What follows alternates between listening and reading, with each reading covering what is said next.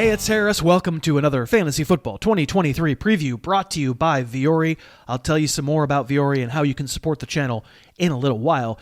Today, we're looking at the very best wide receivers you can draft in 2023.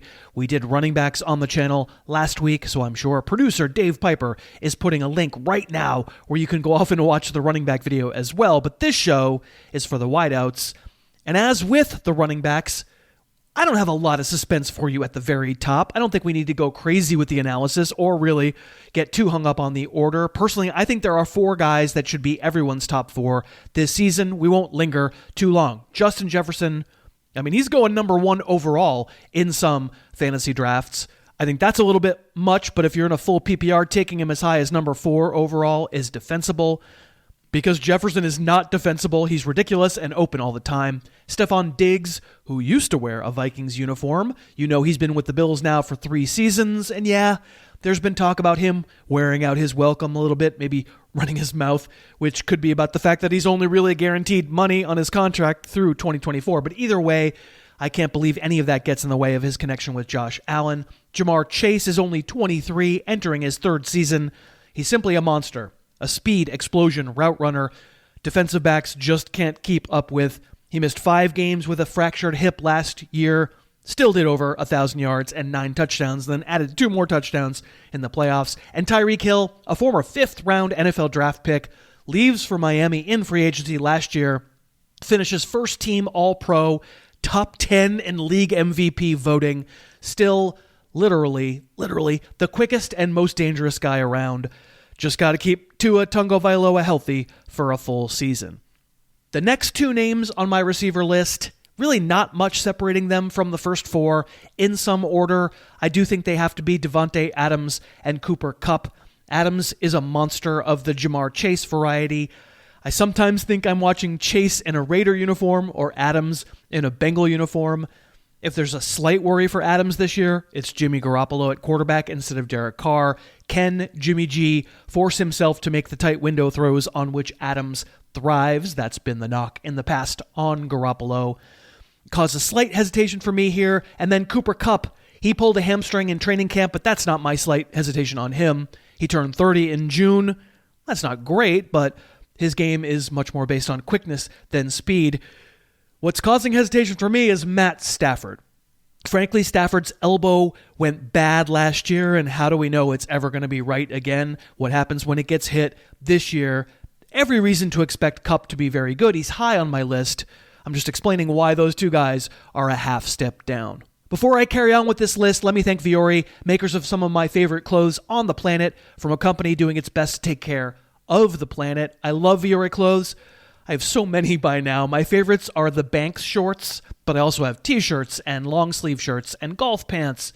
And the magic of Vuori is that their clothing is made with recycled material. Those Banks shorts that I love, that's 6 plastic bottles that have been magically turned into incredibly soft, comfortable clothing. Plus, on the Vuori website, you can find out ways in which Vuori is offsetting its carbon footprint and achieving carbon neutrality. None of which would matter if the clothes weren't great, but I'm wearing their Ponto shorts right this very moment. I can tell you their clothes are great. Please check them out, vuoriclothing.com/Harris. If you add the /Harris, you get 20% off your first order. We love their clothes, and it's an awesome way to let them know that you appreciate them sponsoring our channel. Okay, so as we continue with receivers that we're going to be drafting high in fantasy drafts this summer, my next 2 guys at number 7 and number 8, they're really easy for me. They're clearly above the rest of the group. I have A.J. Brown and CeeDee Lamb. They get it done differently. Brown is a 226-pound behemoth, like a running back in the middle of the field, crushing people. Lamb is the more slippery technician who gets open kind of like a Diggs or a Chase. Each very, very good. Each comes with, in my opinion, slightly bigger risk than the guys ahead of them, but easily wide receiver 1 level players. And there's where things get dicey for me. In a fantasy draft, are there guys below the top 8 who I like at wideout? Absolutely, I like them. But everyone has something. Everyone has a pretty significant ding, which is why I sure do feel better about drafts that I do where I come out with one of those first 8 guys that I've mentioned. Does that mean I have to take one of them in the first? It doesn't mean I have to, but I definitely will, because from 9 at wide receiver forward, buddy, there's about 20 dudes you can convince me should come next. They're very, very similar. Jalen Waddle is next on my list. I like him very much. Kind of does the Tyreek tribute act. Good player. DeVonta Smith, next on my list. Also like him. The Slim Reaper. The best route runner on the Eagles. T. Higgins, next on my list. Big, tall, contested catch demon.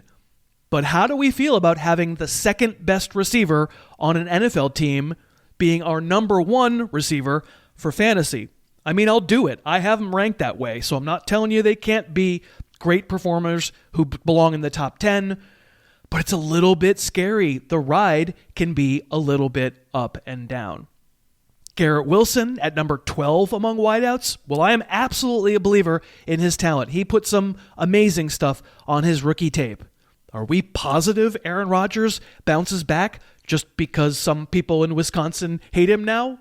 I would take Wilson towards the end of the second round myself, and I've done it.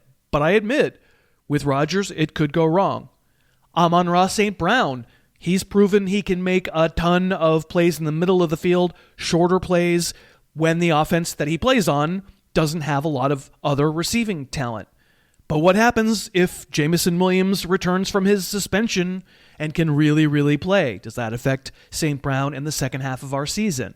DK Metcalf, he's a super freak. He's super freaky. But what if Geno Smith turns into a pumpkin? What if Jackson Smith-Njigba legitimately is a threat as the rookie receiver coming in the first round for Seattle? There are a lot of incredibly talented wideouts you'd be thrilled to have on your NFL team, but there are so many of them. And 3 receiver sets are the base formation in the NFL. And that means week by week, it is just difficult to know which guy on an NFL team goes off in which week, even for some of the incredibly talented players we're showing you here right now. The ride can turn out to be really bumpy. That's probably an argument for me to get at least one elite guy from the top of our list. And then, of course, our job is to take a bunch of chances on good receivers, the likes of which we've shown you in this video, the rest of the way. But tell us what you think. Let us know down in the comments who you think I'm way too low on or way too high on. How in the world could I show that guy's video while not showing this other guy's video? I'm interested in what you have to say and how you're approaching receiver this year. Until next time, thank you so much for watching. Thanks so much for watching. Please, please, please smash that like button, write a comment, tell us who else you'd like to see us review film on, and of course, best of all, please subscribe to our channel and then click that little bell above the subscribe button and you'll be notified whenever we post a new video.